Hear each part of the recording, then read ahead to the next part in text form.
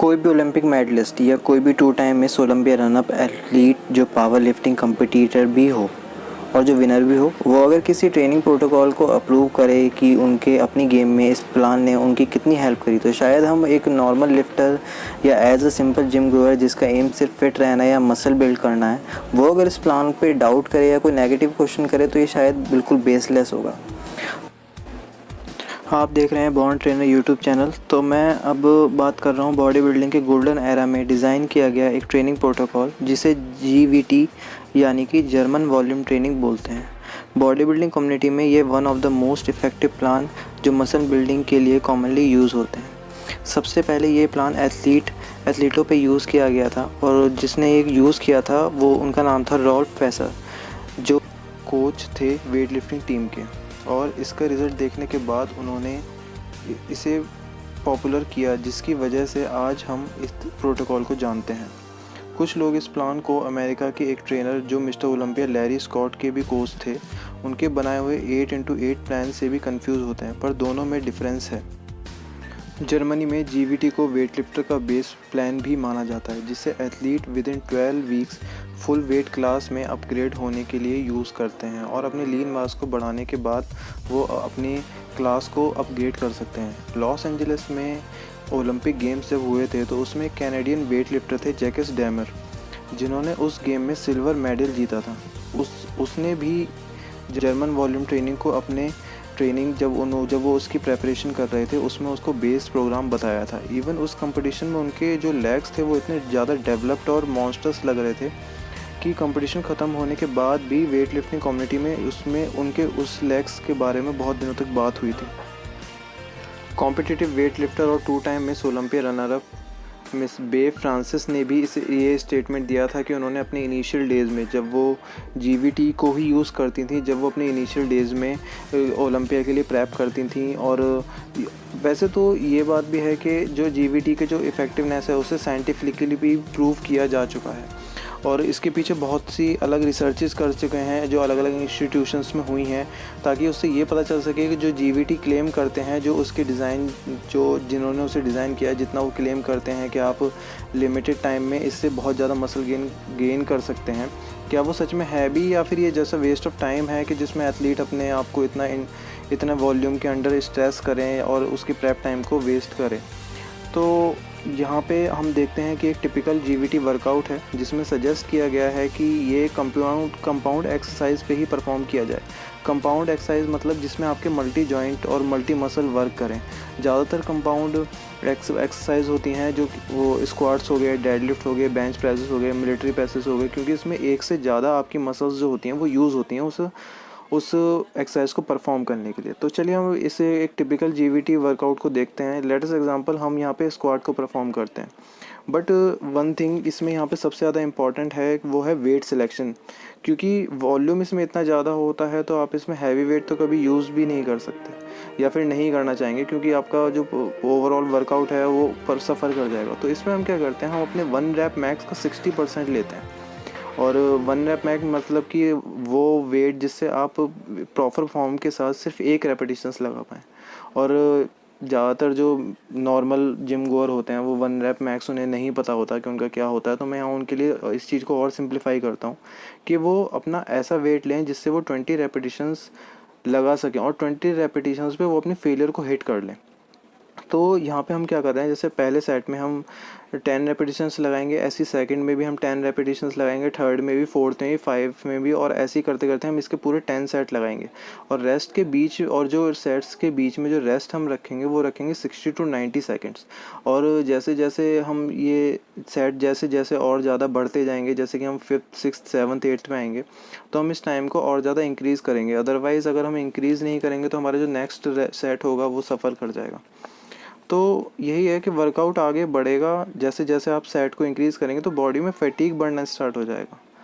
तो और यही रीज़न है कि इसके जो डिज़ाइन जिन्होंने करा है वो कहते हैं कि आप इसे इतना स्ट्रिक्टली फॉलो कर सकते हैं, लेकिन जब आप जैसे नीचे नीचे जाएंगे तो अपने टाइम को थोड़ा मैनिपुलेट आप कर सकते हैं। तो आगे देखते हैं, क्योंकि ये एक वॉल्यूम बेस्ड वर्कआउट है तो इसमें आपके वो अनयूज फाइबर भी एक्टिवेट होंगे जो शायद अभी तक उतने इफेक्टिवली एक्टिवेट ना हो पाए हों।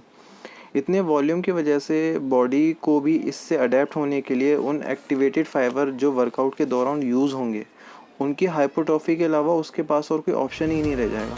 और यही वॉल्यूम आपकी बॉडी से एनर्जी का एक्सपेंडिचर जो होगा उसे भी बढ़ा देगा फर्दर। और इससे हमें क्या फ़ायदा होगा, उससे ये होगा कि हमारे बॉडी का जो मेटाबॉलिज्म रेट है वो बढ़ जाएगा। और मेटाबॉलिज्म रेट अगर आपका बढ़ेगा तो जाहिर सी बात है आपकी बॉडी ज़्यादा एनर्जी को निकालेगी, यूज़ करेगी। और इसके अलग अलग और भी फ़ायदे हैं जिसे हम अभी डिस्कस नहीं करते हैं। तो वैसे जो BMR जो हमारा बढ़ेगा वो भी एक, जो मेटाबॉलिज्म रेट है जो हमारी बॉडी का बढ़ेगा वो भी इसका एक प्लस पॉइंट है। इस वर्कआउट में जब आप पहले 3 सेट परफॉर्म करेंगे तब इतना हार्ड नहीं लगेगा, पर जैसे ही वर्कआउट आगे आगे बढ़ेगा तो हार्ड होता जाएगा। इवन आपका जो 60% वेट है वो भी लास्ट में आते आते आपको 200% हो जाएगा आपके मैक्सिमम वेट से। तो कुछ लोग कहते हैं कि अराउंड 8 to 9 सेट में बॉडी इस कॉन्टीन्यूस टेस्ट को अडेप्ट कर लेती है और पेन जो आपकी मसल्स में हो रहा होता है वो कम हो जाता है। पर पर्सनली मुझे ऐसा कुछ नहीं लगा।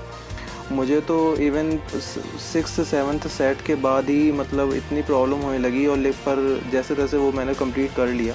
पर ट्रस्ट में ये कोई इजी वर्कआउट नहीं है, ये जितना ऑन पेपर आपको सिंपल लग रहा है उतना ही ईजी है नहीं। तो आगे हम बात करते हैं इसके बेनिफिट्स क्या होंगे, देखते हैं। क्योंकि हम इसमें 60% वेट यूज़ कर रहे हैं अपनी, जो हमारा 1 रैप मैक्स होता है, तो उसमें क्या होता है हमारे रिस्क के चांसेस बहुत कम हो जाते हैं। रिस्क में चांसेस कम हो जाते हैं हमें वार्म अप के लिए जो हमारे जो वार्म अप सेट होते हैं वो भी हमारे वर्किंग सेट में काउंट हो जाते हैं और हम बहुत सेफली इसे, और क्योंकि इसमें प्रोग्रेसिव ओवरलोडिंग नहीं होती तो जिसकी वजह से इस प्लान को हम सेफ़ मान सकते हैं। और इंजरी तो आप जानते हैं कि कितना इम्पॉर्टेंट है इससे बच के रहना, क्योंकि एक बॉडी बिल्डिंग लाइन में आप ये समझ लीजिए, बॉडी बिल्डिंग है किसी भी फिटनेस गोल के लिए ये फुल स्टॉप है। मतलब ये समझ लीजिए आपकी एक डेवल की तरह बैठा हुआ है आपके उस कैरियर पे। अगर इंजरी आपको हुई तो आपके फिटनेस गोल, आपकी फिज़िक, इवन आपकी नॉर्मल जो फिटनेस आप डे टू डे लाइफ में करते हैं उससे भी बेकार कर देता है। जैसे कि आप देखते हैं कि जैसे कि हमें देखते हैं, या कभी आपने एक्सपीरियंस किया होगा कि डेडलिफ्ट अगर आप गलत कर लें तो आपकी लोअर बैक में पेन होने लगेगा, जो फर्दर अगर आपने उसे पॉइंट आउट नहीं किया या फिर अगर कोई मेडिकल हेल्प या फिर कोई भी प्रोफेशनल की हेल्प नहीं ली तो वो आपको स्लिप डिस्क या फिर और भी कोई प्रॉब्लम में डाल सकता है। और इसके एक बहुत ही अच्छे जो मतलब एक एग्जाम्पल जिसे आप मान सकते हैं वो है डोरियन येट्स। रॉनी कोलेमैन सब जानते हैं कि अपने अब जो उनका जो आफ्टर बॉडी बिल्डिंग का जो कैरियर है उसके बीच में उनके बाद उन्होंने कितनी सर्जरीज झेलनी पड़ती हैं उन्हें। इन सब चीज़ों के बाद उनका हिप ट्रांसप्लांट हो चुका है, स्पाइन में प्रॉब्लम हो चुकी है, शोल्डर तो ठीक है खैर उनके नीज़ में इतनी प्रॉब्लम है। केविन लेवरोनी जो मतलब इतने अच्छे बॉडी बिल्डर हुआ करते तो उनका भी कैरियर इसकी वजह से थोड़ा बहुत फुल स्टॉप लगा था इस इंजरी की वजह से।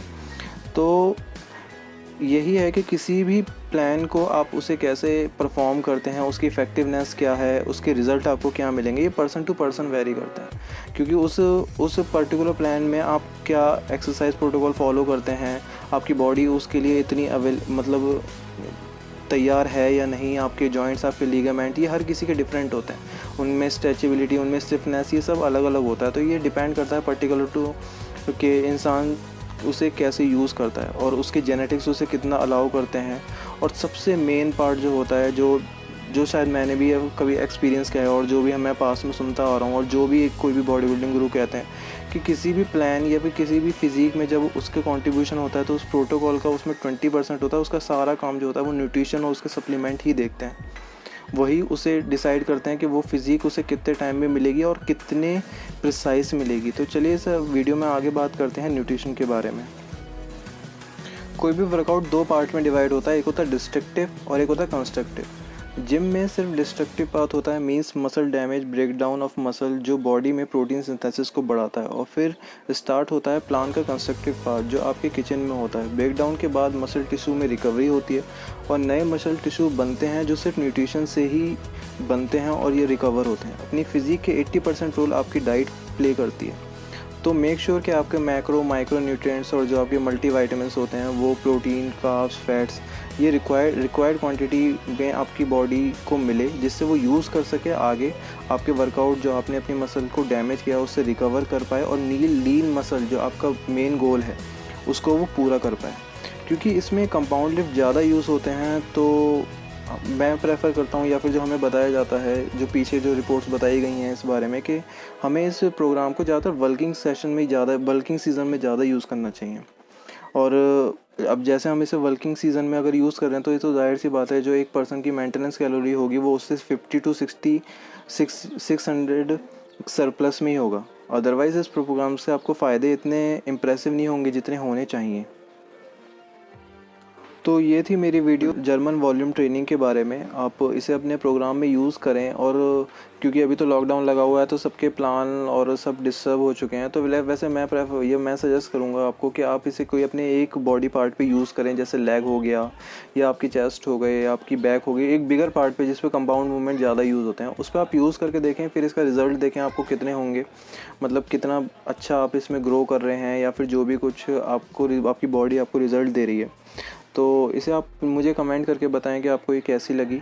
और अगर आपको वीडियो अच्छी लगी तो प्लीज़ सब्सक्राइब माय चैनल, और प्लीज़ लाइक कीजिए, और stay at home and be safe. Thanks for watching.